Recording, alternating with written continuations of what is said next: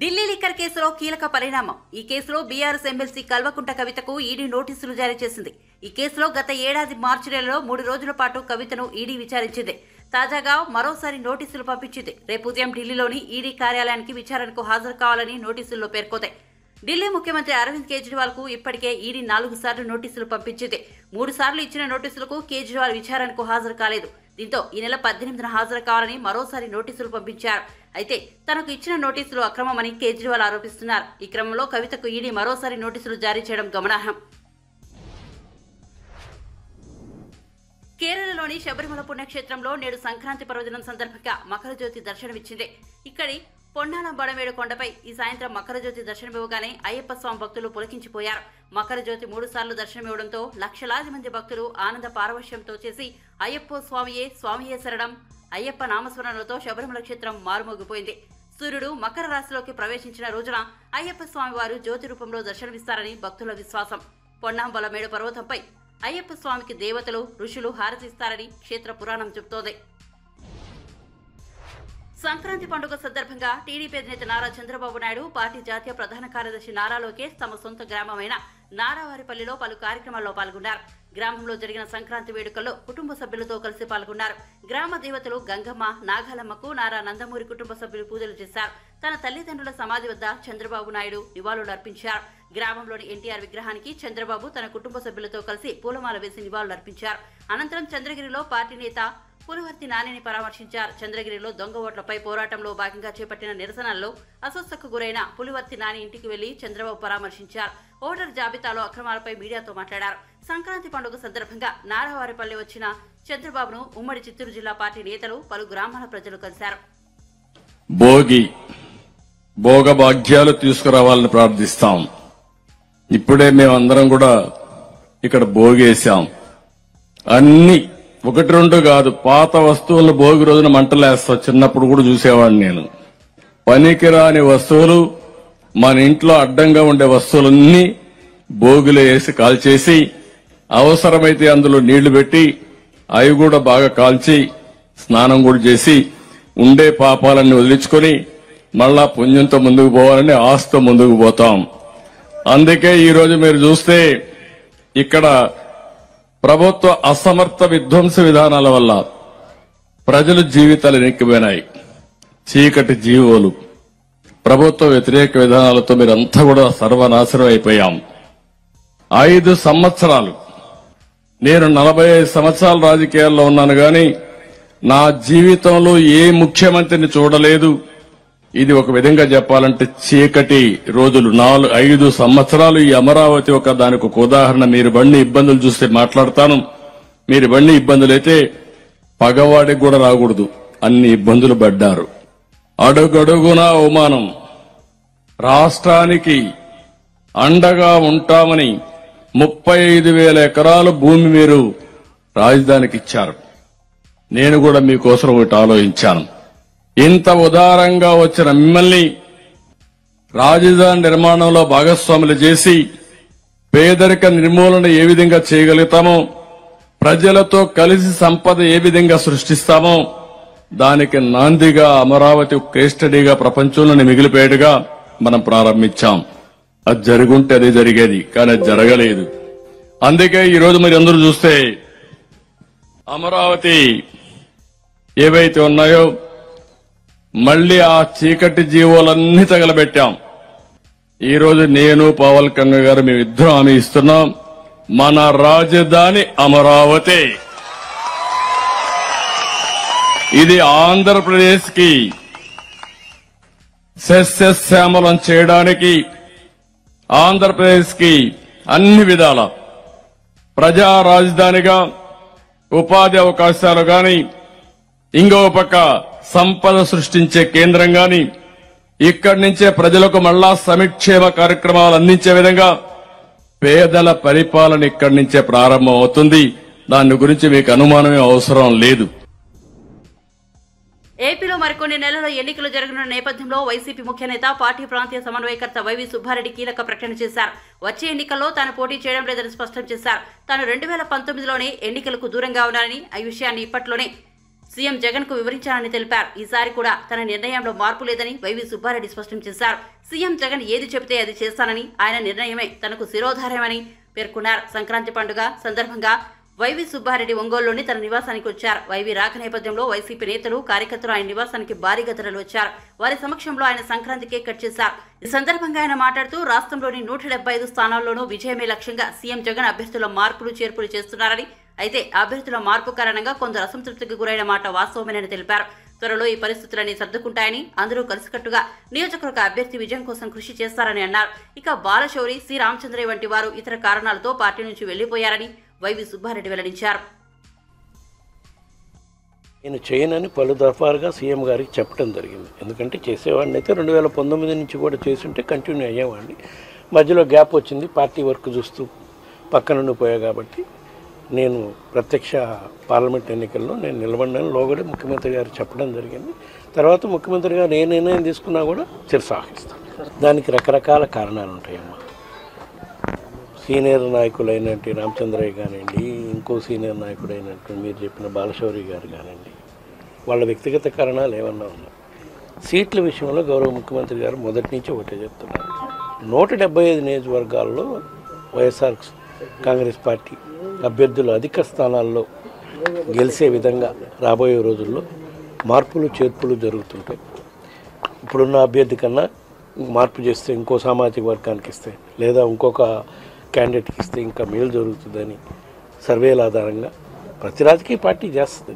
అందులో భాగంగానే ఈ ప్రక్రియ కూడా జరుగుతుంది. దానివల్ల కొంతమందికి ఏమన్నా అయిష్టాలు ఉన్నాయండి, వాళ్ళ మార్పుల వల్ల వాళ్ళకి ఇబ్బందులు కలగటం వల్లండి, అదే ప్రధాన కారణం అని చెప్పి మేము భావిస్తాం. ఇట్లా ఒక 10 రోజులు, 15 రోజులు, నెల రోజుల్లో కొంచెం వాళ్ళకి అనుకూలంగా ఉండే అభ్యర్థి ఇన్ఛార్జిగా రాలేదనో, ఇప్పుడుండే ఇన్ఛార్జ్ మీద అభిమానం కొద్దిగా కొంచెం బాధ ఉంటుంది. అల్టిమేట్గా ఎలక్షన్స్లో మన ప్రభుత్వం రావాలి, మళ్ళీ మన క్యాండిడేట్ మళ్ళీ జగన్ గారు ఈ రాష్ట్రానికి ముఖ్యమంత్రి కావాలి, వైఎస్ఆర్ కాంగ్రెస్ పార్టీ అధికారంలోకి రావాలి అంటే జగన్ గారు ఇన్ఛార్జిగా పెట్టిన అభ్యర్థిని గెలిపించాలనేది ప్రతి కార్యకర్త, ప్రతి నాయకుడు ఆలోచిస్తారు.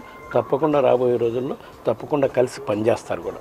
అల్టిమేట్గా ఏ పార్లమెంట్ సీట్ అయినా, ఏ అసెంబ్లీ సీట్ అయినా గెలుపు అవకాశాలు, వాళ్ళ ట్రాక్ రికార్డు, పార్టీకి ఫస్ట్ నుంచి నమ్ముకొని ఉన్నారా, ఎప్పటి నుంచి ఉన్నారు, ఏంది అనే వాటి మీద ఆధారపడి ఉంటాయి. దాని ప్రకారమే సీట్లు ఫైనలైజ్ చేయడం జరుగుతుంది.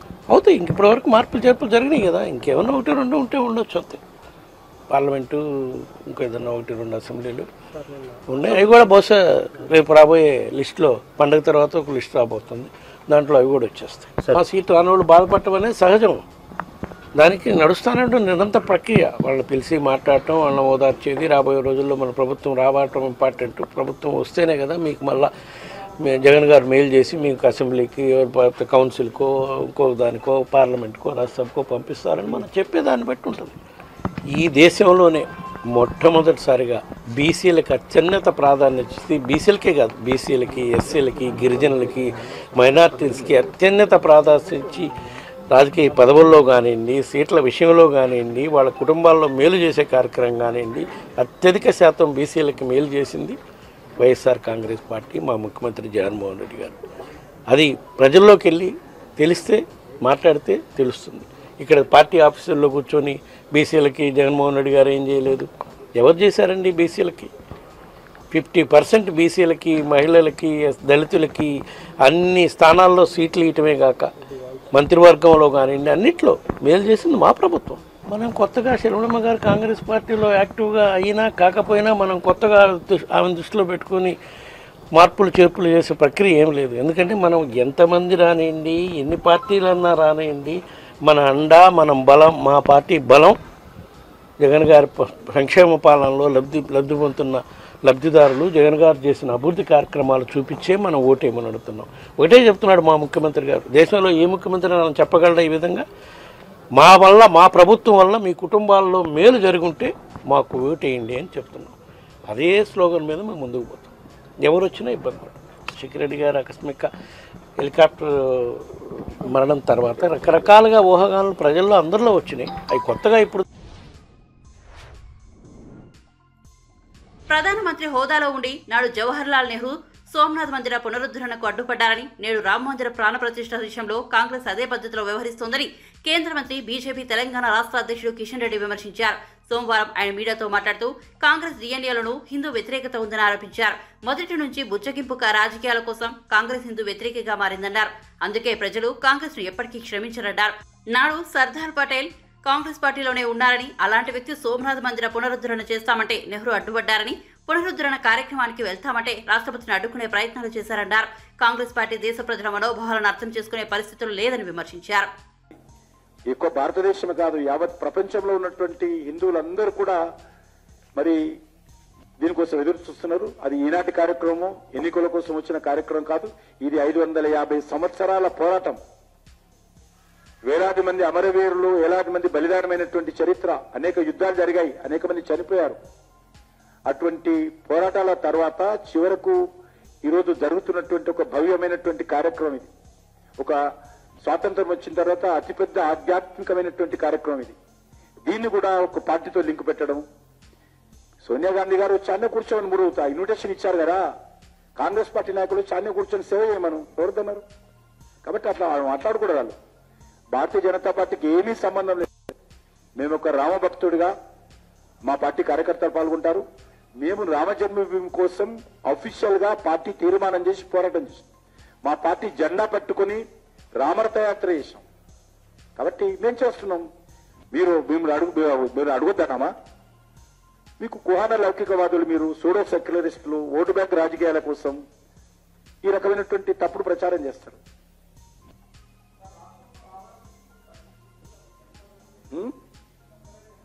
ఇది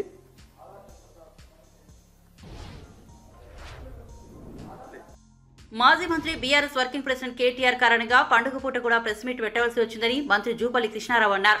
హత్య రాజకీయాలంటూ కేటీఆర్ మాట్లాడారని ఆయన తప్పుపట్టారు. గత డిసెంబర్ నెలలో కొల్లాపూర్లో మల్లేష్ యాదవ్ అనే వ్యక్తి తన బంధువుల చేతిలో హత్యకు గురైనట్టు జూపల్లి తెలిపారు. ఈ హత్య వ్యక్తిగత కారణాలు, భూ తగాదాల కారణంగా జరిగినట్టు వెల్లడించారు. కానీ ఎన్నికల తర్వాత ఇప్పుడు ఆ హత్యను తెరపైకి ఎందుకు తీసుకువస్తున్నారని ప్రశ్నించారు. హంతకులను తాము తప్పకుండా శిక్షిస్తామన్నారు. ఈ హత్యకు సంబంధించి ఇప్పటికే కొంతమంది పోలీసుల అదుపులో ఉన్నట్లు వెల్లడించారు. మల్లేష్ యాదవ్ బీజేపీ సానుభూతిపరుడని, ఎన్నికలకు ముందు ఆయన బీఆర్ఎస్ లో చేరినట్లు తెలిపారు. తాను మొదటి నుంచి విలువలతో కూడిన రాజకీయాలు చేస్తున్నానని అన్నారు. 1999 నుంచి తాను పోటీ చేస్తూ వస్తున్నానని, మెజారిటీ ప్రతిసారి పెరుగుతూ వస్తోందని గుర్తు చేశారు. ఎన్నికల కోసం కేటీఆర్ స్థాయి మర్చి మాట్లాడుతున్నారని మండిపడ్డారు. గతంలో బీఆర్ఎస్ పార్టీలో చేరడం లేదని, ఓ కాంగ్రెస్ సర్పంచ్ని బీఆర్ఎస్ వారు హత్య చేశారని ఆరోపించారు. తన నియోజకవర్గంలో కాంగ్రెస్ నాయకులపై అక్రమ కేసులు పెట్టారన్నారు. మళ్ళీ దుర్మార్గం కదా, ఎవరు చేసినా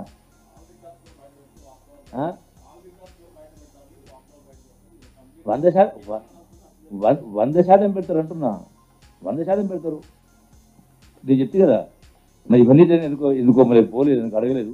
ఇవన్నీ కూడా ఇన్ని జరిగినాయి కదా, ఎక్కడికైనా పోయిందా?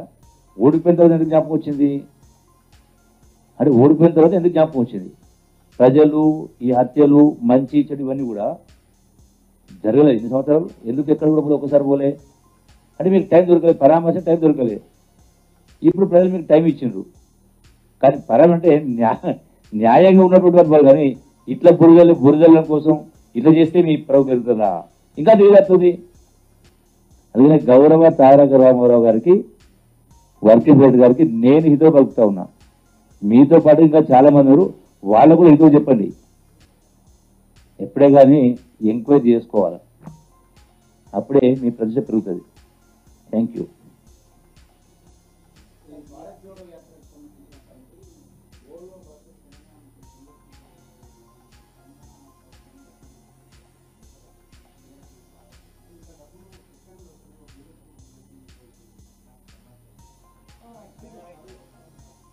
నాకు సమాచారం లేదు.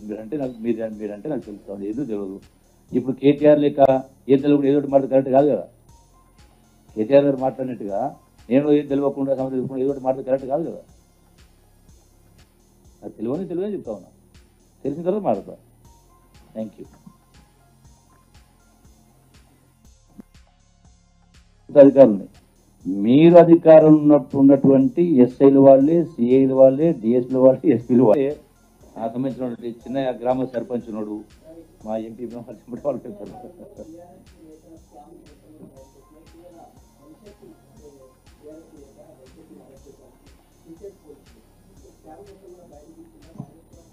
డెఫినెట్ గా ఎక్కడ అది ఏ విషయమైనా, కేసుల విషయమైనా, ప్రజాధనం కాజేసిన విషయమైనా, ఫైళ్లు మాయం చేసిన విషయమైనా, ఒడ్డు దాచిపెట్టిందైనా, ఒడ్డు అమ్ముకున్నదైనా డెఫినెట్ గా పైసా పైసా ప్రజా ఖజానాకు జమ కావాల్సిందే. కావాలా అవుతా అంటే ప్రేక్షక పాత్ర వహిస్తే ప్రజలు ఎందుకోసం గెలిపించినాడు? ఈనాడు కాంగ్రెస్ పార్టీ ప్రభుత్వాన్ని గెలిపించారు. గౌరవ ముఖ్యమంత్రి రేవంత్ రెడ్డి గారి నాయకుడు ప్రభుత్వం నడుస్తూ ఉంది. మరి జరిగిన తప్పును, జరిగినటువంటి దోపిడీని రాబట్టి ప్రజా ఖజానాకు జమ చెయ్యకపోతే మేము ఉన్నది ఎందుకు? ప్రభుత్వం ఉన్నది ఎందుకు? వేల కోట్ల రూపాయలు, 100,000 కోట్ల రూపాయలు. అది భూముల స్కామ్ కావచ్చు, పనుల స్కామ్ కావచ్చు, ప్రతిది కూడా. అది మా బాధ్యత. చేయకపోతే తప్పవుతుంది, చేస్తే తప్పేందుకైతుంది? పట్టించుకోకపోతే, ఎంక్వైరీ చేయకపోతే, వసూలు చేయకపోతే తప్పవుతుంది. చేయాల్సిన బాధ్యత మా పైన ఉంది. కాంగ్రెస్ పట్ల మీకు ఉన్న ప్రేమను హర్షిస్తున్నప్పటికీ మీ మాటలో బీఆర్ఎస్ తో మీ అనైతిక రాజకీయం కనిపిస్తోంది. బీజేపీ జాతీయ ప్రధాన కార్యదర్శి బండి సంజయ్ కి టీపీసీసీ ప్రధాన కార్యదర్శి అద్దంకి దయాకర్ చురకలందించారు. సోమవారం ఆయన ఓ వీడియోను రిలీజ్ చేశారు. తెలంగాణలో తమ కాంగ్రెస్ ప్రభుత్వంపై కుట్రలు చేస్తే ఏ పార్టీ అయినా ప్రజలు వారిని నామరూపాలు లేకుండా చేస్తారని హెచ్చరించారు. ఈ సందర్భంగా మాట్లాడుతూ కాంగ్రెస్ ప్రభుత్వం వైపు కన్నెత్తి చూసినా ఈ ప్రభుత్వానికి ఏదైనా ప్రమాదం తీసుకురావాలని భావించినా ప్రజలు సహించరన్నారు. మిత్రుడు బండి సంజయ్ తమపై చేసిన వ్యాఖ్యలను చూస్తుంటే తమను ఏదో అలర్ట్ చేసినట్లుగా కనిపిస్తున్నప్పటికీ అటువైపు నుంచి బీజేపీ బీఆర్ఎస్ మైత్రి కనిపిస్తోందన్నారు. బండి సంజయ్ ప్రకటన చూసిన వారికి కాంగ్రెస్ బీఆర్ఎస్ మిలాఖత్ రాజకీయాలు చేస్తున్నట్లుగా, అలాగే కాంగ్రెస్ పార్టీలోని ఎమ్మెల్యేలే బీఆర్ఎస్ వైపు చూస్తున్నట్లుగా ఉందని విమర్శించారు. తెలంగాణ ప్రభుత్వం లేదంటే తెలంగాణలో కాంగ్రెస్ పార్టీ ఏర్పాటు చేసిన కాంగ్రెస్ ప్రభుత్వాన్ని దాని వైపు కన్నెత్తి చూసినా, ఎవరైనా ఎలాంటి ప్రమాదాలు తేవాలని చూసినా వాళ్ళ పార్టీల నామరూపాలు లేకుండా తెలంగాణలో చేసుకునే బాధ్యత ప్రజలు తీసుకుంటారు. మిత్రుడు బండి సంజయ్ చేసిన వ్యాఖ్యల్ని చూస్తే మమ్మల్ని ఏదో అలర్ట్ చేసినట్టుగా కనపడ్డా సరే, అటువైపు బీఆర్ఎస్ బీజేపీ మైత్రి తెలుసుకోవాలని చెప్పి మిత్రునికి సూచిస్తున్నా. కాంగ్రెస్ పార్టీ ప్రభుత్వం పట్ల మీకున్న ప్రేమను హర్షిస్తున్నప్పటికి కూడా మీ పార్టీ బీఆర్ఎస్తో చేస్తున్న అనైతిక రాజకీయ రహస్య ఒప్పందం మాకు స్పష్టంగా తెలుసు. ఈ ప్రకటన చూసిన వాళ్ళు ఏంటంటే, ఒకటి కాంగ్రెస్ బీఆర్ఎస్ ఏదో ఇలా మిలాఖత్ రాజకీయాలు చేస్తున్నట్టుగా కనపడుతుంది, మరొక వైపు ఏమో కాంగ్రెస్ లో ఉన్న ఎమ్మెల్యేలే బీఆర్ఎస్ వైపు చూస్తున్నట్టుగా అనిపించడానికి బండి సంజయ్ చేసిన వ్యాఖ్యల్ని మనం చూడాల్సిన అవసరం ఉంటుంది. ఆ పరిస్థితి వస్తే అంతకంటే ఎక్కువ ప్రణాళికలు, వ్యూహాలు కాంగ్రెస్ పార్టీ దగ్గర ఉన్నాయి. డెఫినెట్ గా ఈ ప్రభుత్వం ప్రజలది, ప్రజలే ప్రభుత్వాన్ని కాపాడుకుంటారు. ప్రజల్లో ఏ రాజకీయాలు కూడా ఇలా పనిచేయవు. అది ఏపీ రాజకీయాల్లో నేడు కీలక పరిణామం చోటు చేసుకుంది. ఏపీ పీసీసీ చీఫ్ పదవికి గిడుగు రుద్రరాజు రాజీనామా చేశారు. వైఎస్ షర్మిల ఇటీవల కాంగ్రెస్ పార్టీలో చేరగా ఆమెకు ఏపీ కాంగ్రెస్ పగ్గాలు అప్పగించారని ప్రచారం జరుగుతున్న నేపథ్యంలో గిడుగు రుద్రరాజు రాజీనామా ప్రాధాన్యత సంతరించుకుంది. గిడుగు రుద్రరాజు ఇవాళ తన రాజీనామా లేఖను కాంగ్రెస్ పార్టీ జాతీయ అధ్యక్షుడు మల్లికార్జున ఖర్గేకి అందజేశారు. ఈ క్రమంలో ఎల్లుండిలోపు ఏపీ కాంగ్రెస్ కొత్త చీఫ్ పేరును ఏఐసీసీ ప్రకటించే అవకాశాలున్నాయి. ఏపీ పీసీసీ చీఫ్ పదవిపై షర్మిలకు కాంగ్రెస్ హైకమాండ్ నుంచి హామీ లభించినట్టు తెలుస్తోంది. 4 ఏళ్ల సుదీర్ఘ విరామం తర్వాత సొంత నియోజకవర్గంలో అడుగుపెట్టిన నరసాపురం ఎంపీ రఘురామకృష్ణంరాజు మీడియాతో మాట్లాడారు. అందరి వద్ద నుంచి జగన్ కు తీసుకోవడమే తెలుసునని, ఇవ్వడం తెలియదని విమర్శించారు. తాను జగన్ కు సహాయం చేశానని, కానీ జగన్ నుంచి తానెప్పుడు సహాయం పొందలేదని స్పష్టం చేశారు. కష్టాల్లో ఉన్నప్పుడు సాయం చేసిన వారే నిజమైన స్నేహితులని, ఇవాళ సంక్రాంతి వేడుకల్లో సైతం చంద్రబాబు, పవన్ కళ్యాణ్ తన గురించి మరోసారి ప్రస్తావించారని రఘురామ వెల్లడించారు. వైసీపీ అధికారంలోకి వచ్చాక టీడీడీ భూములు అమ్మాలని భావించారు. ఆ నిర్ణయాన్ని వ్యతిరేకించారు. ఆ తర్వాత ఇసుక రేట్లు పెంచాలని నిర్ణయించారు. దాన్ని కూడా నేను వ్యతిరేకించాను. దాంతో నాపై కేసులు పెట్టారు.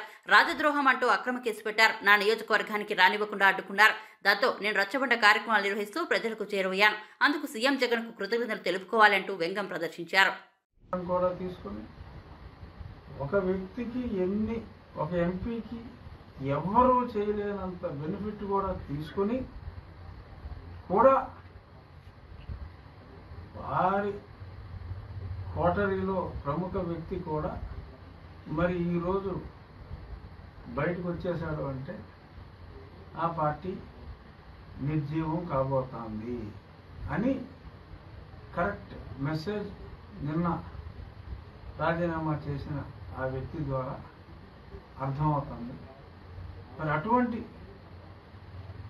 అందరి దగ్గర తీసుకుంటాం తప్పితే ఇవ్వడం తెలియదు మా జగన్మోహన్ రెడ్డి గారికి. కానీ ఆయన సహాయం చేసిన వ్యక్తి, అన్ని పదవులు గుంజుకున్న వ్యక్తి కూడా మరి ఇవాళ పాపం జగన్మోహన్ రెడ్డి గారిని అంటే నాకు అన్యాయం జరిగింది అని కొంతమంది బయటకు వస్తున్నారు. కాదు, న్యాయం చేసిన వాళ్ళు కూడా మరి అన్యాయం అనే సాగుతో ప్రతి ఒక్కరికి ఈ మధ్యన ఒకటి అలవాటు అయిపోయింది. బయటకు వచ్చే వాళ్ళందరూ ఏం చెప్తున్నారు ఒకసారి చెప్పండి, మీరు చెప్పగలరు? బయటకు వచ్చి ప్రతి ఒక్కరు కామన్ డైలాగ్ వేస్తున్నారు, మీరు ఏమైనా చెప్పగలరా? మర్చిపోయారా? పార్టీలో న్యాయం చేస్తారు. చంద్రబాబు నాయుడు గారిని పవన్ కళ్యాణ్ గారిని తిట్టమంటున్నారు. అంచేత నాకు తిట్టడం ఇష్టం లేక నేను రాజీనామా చేస్తున్నాను. ఎవరన్నా నమ్ముతారండి? తిట్టమంటే రాజీనామా చేస్తాడా? బుద్ధినోడు ఎవరైనా నమ్ముతారా? సో మరి వాళ్ళు ఇచ్చిన స్టేట్మెంట్ ఏంటి? చంద్రబాబు నాయుడు గారిని పవన్ కళ్యాణ్ గారిని తిట్టమన్నారు. వాళ్ళంటే నాకు దైవాంశ సంబోధులు కాబట్టి మరి నేను తిడతలేదు. తిట్టలేక బయటకు వచ్చాను. అంటే ఎందుకంటే దారుణమైన ఎక్స్ప్లెనేషను ఎవడన్నా ఇవ్వగలరా? కదా ప్రతి ఒక్కరికి ఈ మధ్య ఇంకోటి అలవాటు అయిపోయింది. పార్టీలో ఎమ్మెల్యేకు నాకు అన్యాయం జరిగిందని ఒక సీట్ అన్న నాకు సీట్ ఇవ్వలేదు, వీడు మోసం చేసేయడానికి బయటకు రావడం అక్కడ నిజాయితీ ఉంది. నువ్వు ఎందుకు బయటకు వచ్చేవరా అంటే, సరే నిన్నటి దాకా అన్ని పదవులు నువ్వు అనిపించావా ఆర్థికంగా కూడా. ఇవాళ చంద్రబాబు నాయుడు గారిని తిట్టమంటే తిట్టలేక బయటకు వచ్చాడా అంటే వీళ్ళు ఏమన్నా లేదా నమ్మేస్తారా? కానీ మరి మళ్ళీ ఇదంతా ఎందుకు చెప్తున్నాను?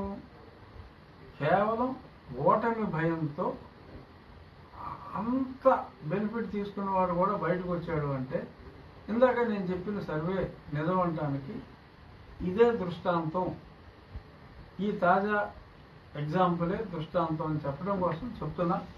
సరే ఇతను బయటకు వచ్చి ఇంకా బాగుపడితే మంచిదే, కానీ ఓటమి ఖాయం అని చెప్పడం కోసం ఇదంతా నేను చెప్పా.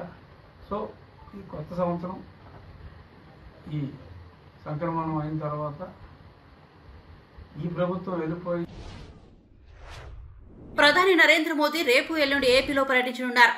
జనవరి 16 సత్యసాయి జిల్లా పాలసముద్రంలో national academy of customs, indirect taxes and narcotics నూతన భవన సముదాయాన్ని ప్రారంభించనున్నారు. ఈ సందర్భంగా ఇండియన్ రెవెన్యూ సర్వీస్ 74-75 బ్యాచ్ల ట్రైనీ ఆఫీసర్లతోనూ, royal civil service of Bhutan trainee ఆఫీసర్లతోనూ మాట్లాడనున్నారు.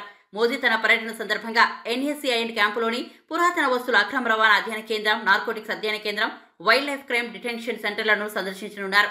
NSCIN ప్రాంగణంలో మోదీ ఓ మొక్కను నాటనున్నారు.